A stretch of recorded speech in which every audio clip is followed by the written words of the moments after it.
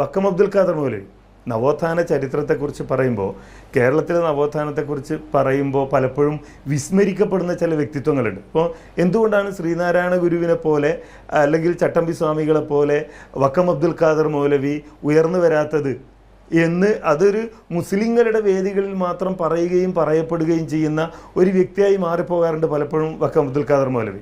യഥാർത്ഥത്തിൽ സാന്ദർഭികമായി പറയട്ടെ, 100 വർഷം ആചരിക്കുന്ന കേരള ജമിയത്തുൽ ഉലമയുടെ ആദ്യത്തെ പ്രസിഡന്റാണ് വക്കം അബ്ദുൽ ഖാദർ മൗലവി. ആദ്യത്തെ യോഗത്തിൽ ഈ വക്കം അബ്ദുൽ ഖാദർ മൗലവിയാണ് ഇവിടെ സ്കൂളുകളിൽ അറബി ഭാഷാ പഠനത്തിന് തുടക്കം കുറിക്കുന്നത്.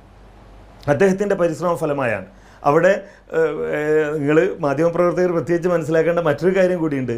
ഇപ്പോൾ ചില ആളുകൾ, പ്രത്യേകിച്ച് സമസ്തയൊക്കെ ഞങ്ങൾ ഭയങ്കര നവോത്ഥാനത്തിൻ്റെ ആളുകളാണ് എന്നൊക്കെ പറഞ്ഞ് രംഗത്ത് വരുമ്പോൾ, ഈ വക്കം അബ്ദുൽ ഖാദർ മൗലവിയെക്കുറിച്ച് അറബി പാഠപുസ്തകത്തിലുള്ള പാഠഭാഗം നീക്കം ചെയ്യണമെന്നാവശ്യപ്പെട്ട് സമരം നടത്തിയിരുന്നു സമസ്തയുടെ വിദ്യാർത്ഥി സംഘടന.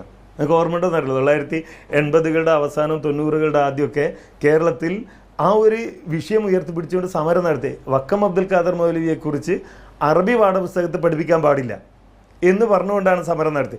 അത്രയേറെ ഈ വിദ്യാഭ്യാസത്തോട്, നവോത്ഥാന പ്രവർത്തനങ്ങളോട്, എന്താ ഇപ്പോൾ വക്കം അബ്ദുൽ ഖാദർ ഇവരോട് ചെയ്തത്?